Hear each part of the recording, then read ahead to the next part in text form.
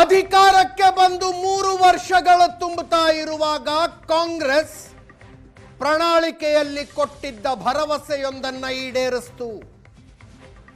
ಈ ಹಿಂದೆ ಬಸವರಾಜ ಬೊಮ್ಮಾಯಿ ಅವರ ನೇತೃತ್ವದ ಬಿಜೆಪಿ ಸರ್ಕಾರ ಹಿಜಾಬ್ ಬ್ಯಾನ್ ಮಾಡಿ ಹೊರಡಿಸಿದ್ದ ಆದೇಶವನ್ನ ಈಗ ರದ್ದುಪಡಿಸಲಾಗಿದೆ.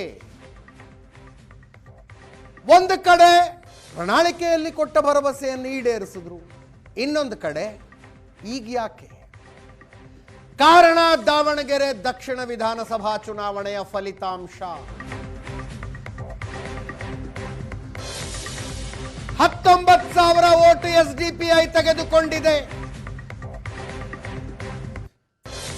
ಹೋಲ್ಸೇಲ್ ಆಗಿ ಎನ್ಮಾಸ್ ಆಗಿ ತಮಗೆ ಬರ್ತಾ ಇದ್ದ ಮುಸ್ಲಿಂ ಮತಗಳು ಕೈ ತಪ್ಪಿ ಹೋಗಿದ್ದಕ್ಕೆ ಕಾಂಗ್ರೆಸ್ ನಾಯಕರು ಕಂಗಾಲಾದರು.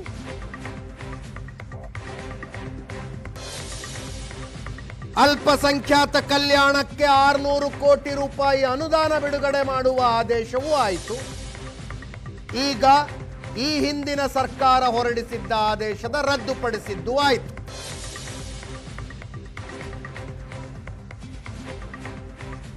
ಹದಿನಾರನೇ ತಾರೀಕು ಮುಸ್ಲಿಂ ಸಮಾವೇಶ ಇದೆ.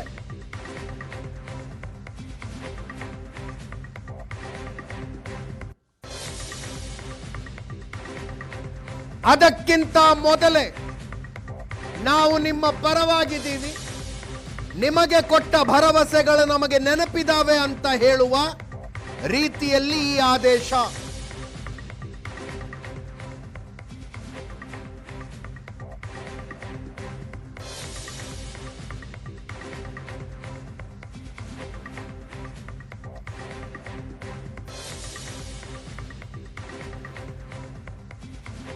ನಾಡಿದ್ದು ಬೆಂಗಳೂರಿನಲ್ಲಿ ಮುಸ್ಲಿಂ ಸಮಾವೇಶ.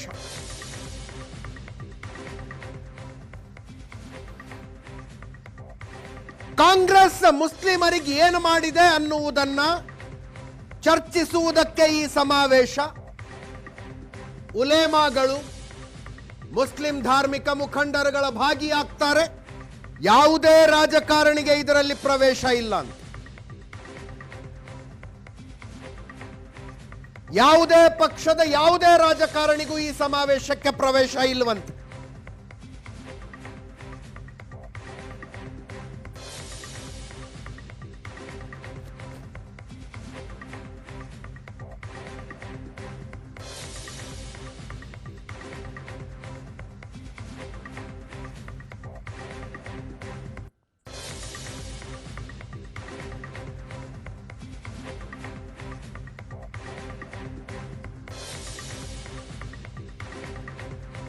ಇದೆಲ್ಲವೂ ದಾವಣಗೆರೆ ದಕ್ಷಿಣ ವಿಧಾನಸಭಾ ಕ್ಷೇತ್ರದ ಫಲಿತಾಂಶದ ಪರಿಣಾಮ.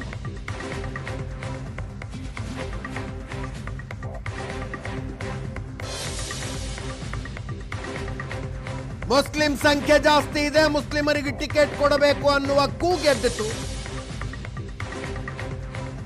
ಕಾಂಗ್ರೆಸ್ ಅಲ್ಲಿ ನಡೆದುಕೊಂಡು ಬಂದಿರುವ ಸತ್ಸಂಪ್ರದಾಯದ ಪ್ರಕಾರ ಮೃತಪಟ್ಟಿರುವ ಶಾಮನೂರು ಶಿವಶಂಕರಪ್ಪನವರ ಮನೆಗೆ ಟಿಕೆಟ್ ಕೊಡ್ತೀವಿ ಅಂತ ಅವರ ಮೊಮ್ಮಗ ಸಮರ್ಥ್ಗೆ ಟಿಕೆಟ್ ಕೊಟ್ಟರು. ಮುಸ್ಲಿಂ ನಾಯಕರುಗಳ ಉಲ್ಟಾ ಹೊಡೆದ್ರು. ವೋಟಿಂಗ್ ಆದ ನಂತರ ಅವರುಗಳ ಮೇಲೆ ಕ್ರಮ ಆಗಿದ್ದನ್ನು ನೋಡಿದ್ವಿ. ರಿಸಲ್ಟ್ ಬಂದ ನಂತರ ಮ್ಯಾಟರ್ ಇನ್ನಷ್ಟು ಸೀರಿಯಸ್ ಆಯಿತು. ಶಾಮನೂರು ಶಿವಶಂಕರಪ್ಪನವರು 27,000 ಮತಗಳ ಅಂತರದಲ್ಲಿ ಗೆದ್ದಿದ್ರೆ 5,708 ಮತಗಳ ಅಂತರದಲ್ಲಿ ಸಮರ್ಥ್ ಗೆದ್ರು. ಎಸ್ಡಿಪಿಐನಿಂದ ಸ್ಪರ್ಧಿಸಿದ್ದ ಅಫ್ಸರ್ ಕೊಡ್ಲಿಪೇಟೆ 19,000 ಮತಗಳಿಗೆ ಬರೀ 25 ಕಡಿಮೆ 18,975 ಮತಗಳನ್ನು ಪಡೆದ್ರು.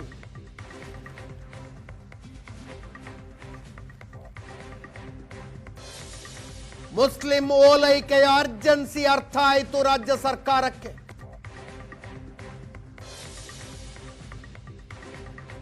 $600 ಕೋಟಿಗಳ ಅನುದಾನ ಬಿಡುಗಡೆ ಮಾಡಲಾಯಿತು. ಈಗ ಹಿಜಾಬ್ ಬ್ಯಾನ್ ರದ್ದು.